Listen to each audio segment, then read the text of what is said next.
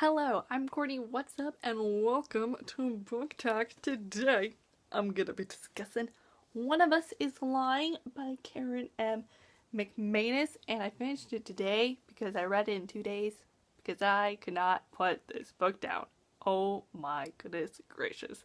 This book, you guys, was so addicting. The moment I opened it up, I couldn't stop reading it, and I started reading it on Monday, and my whole entire first class, I didn't have to do anything because I finished all my work already, and I just read the whole entire time, and it was glorious because I haven't had time like that in such a long time, and it was just so nice to read a book for like an hour straight. It was glorious, and this book was just, it was just so insane and wild, and I was hooked, and I couldn't put it down. I just wanted to know. You know, when you get that feeling when you're like watching a mystery show or movie and you just want the next episode once it's done because you just want answers? That's how I felt while reading this. I just couldn't put it down because I wanted the answers. And oh my gosh, the answers. It's crazy. And for a debut novel, this is freaking fantastic. This was so good. And now I need to read some more mystery YA books because I don't really read mystery books, but after reading this, I'm just like, heck yeah, sign me up. And this is honestly The Breakfast Club with a murder. That's how I see it as. And yeah, that's all I can really say. I loved it. I loved it. I gave it 5 stars. It's definitely one of my favorite books of 2017 because it was just like, oh, so addicting. I wasn't expecting to like it that much, but I did. And it was really good. So if you want a good old mystery, pick up this baby. It was fantastic. So if you haven't read this book yet, don't be spoiled. I believe right now, so bye to spoiling people. Alright, so One of Us is Lying. I loved how right when you opened it up, it's just like bam, things start rolling, and it's like, whoa, because Simon, the outcast of the story, dies like 20 pages in, and I was just like, whoa, hey, I wasn't prepared for this, alright? And just the whole, my god, this whole Simon situation, it was just so intriguing, and there was just so many things going on, and I was like, oh my god, this is insane. And that whole moment when Simon drinks the cup of water and all of a sudden he starts choking and everyone's just like, oh my god, what is happening? I was just like, oh my god, I was panicking about it. I was like, oh, what just happened? It's only been like 20 pages and someone's already dead. What the heck? I honestly thought it was going to be like maybe 50 pages. I wasn't expecting it to happen right in the beginning, but I like how Karen did that because it's just like, bam, let's get this show on the road. And we have our 4 main characters and suspects because they were there in the detention when Simon died, or at least started like his process to death. That sounds weird, but okay. There's Addie, Cooper, Nate, and Brown. Honestly, okay guys, I really have no idea how to say her name. Brownwyn. How do you say that? I read it as Brown the first few times, but I was like, wait a minute. There's like a Y in there and an N, so it can't be. But I'm gonna call her Brown or Brown. Maybe, I don't know. I'm gonna switch on off. So I'm sorry if I'm pronouncing it wrong, but I have no idea how to say her name. So if you know how, let me know in the comments down below. But I love all of these characters, and I just knew the moment it happened and everything afterward. I was like, these 4, it is it. They couldn't have done this. And I know there were some things that kind of made it look like it could have been one of them, but I was like, the more I read, I was like, no, nope, can't be. And I'm just like proud of each one because they each go through character development. Like, for example, Addie. I'm the most proud of Addie because my girl, my poor baby, she's in this toxic relationship with Jake. And I knew the moment like he showed up, like, that dude is a control freak. I don't know how Addie did not realize that sooner, but I'm glad she's kind of now accepting that fact near the end. I think it seems like she is, so I'm just like, she's on the road to better things, and I'm just like, I'm really proud that after she broke up with him, she was like, you know what?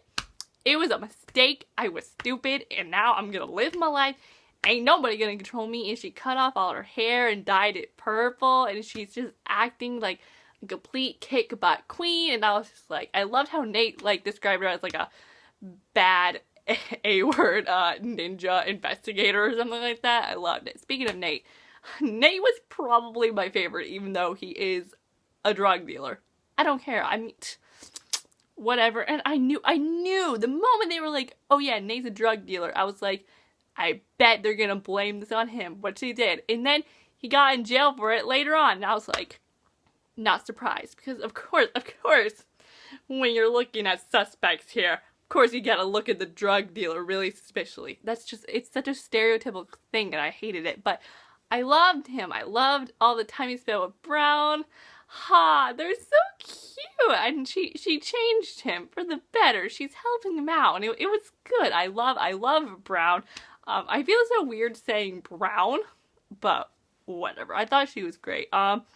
It was really surprising though when they found the Tumblr post of the thing Simon was gonna post about the four of them the next day, and how it was revealed that she cheated on all her chemistry tests by getting onto her teacher's Google Drive and finding all the tests. I was not expecting that at all. Like, I knew that he was gonna say something about how Nate was on probation. I knew there was gonna be he was gonna reveal Addie's affair thingamabob with TJ. I just had this feeling for some reason that Cooper was doing steroids, and I was like, probably gonna be something about that because his pitching was really fast, and I was like, it's probably steroids.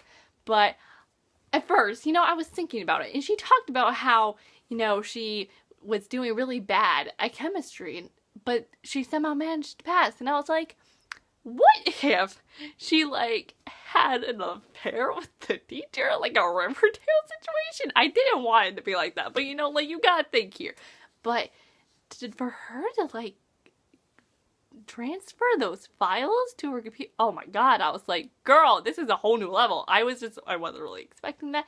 And then how the steroid thing was fake, because I thought for a long time Cooper, oh, I love Cooper, by the way, oh my gosh, but I thought for a long time Cooper was doing steroids, because it's like, because they were all like, oh, it's interesting how, like, your pitch went from this number to this number in a short span of time, and I was like, that might be because of drugs. But no, that was a fake entry later found out, and I was like, what do you mean this is fake? And I was like, what could have possibly been the real thing? And it's my boy Cooper's gay. I was so happy because I knew right at the beginning when he got that text message, he was like hanging out with Keely, and he got a message, and he said, the person was like, okay, I miss you, and he said, miss you too. I was like, Cooper's having an affair. And then later on, his phone was like with Vanessa, I think, and a message popped up from someone named Chris, and I was like, oh, this is the first we have a name. But then he was like, oh yeah, he's a dude and he's German. I thought he was just saying that because he didn't want Keely to know that it was actually a girl. But no, at the end of like part 2, he went to Chris and it's actually a dude, and I was like, I was so happy because I didn't want everyone to be straight in this book. So, oh, I love that Cooper's gay. Yes, Cooper, break that stereotype. Be a gay baseball player. It was glorious. I love Cooper and Chris. Oh my gosh, so cute. It was amazing. But going to this whole murder situation, I still can't believe that the police and these detectives were just like hardcore believing that these 4 kids pulled this off. Like, what? They're just teenagers. Do you think we plan murders in our spare time? Like, what? No. It was insane. And I loved it when later on, I forgot what was revealed, but all of a sudden, like, the police were being looked at as the bad guys, and I was like, yes, they're not doing a good job. This is good. I hated it because I was like, what about the teacher, Mr. Avery? And just, like, my gosh, all right, this whole murder deal, can I even call it a murder? It's a suicide. Simon did this to himself. Simon committed suicide in the craziest way possible. And it was interesting later on when it was revealed by Jane. I'm gonna call her Jane. It's basically Jane with like another E.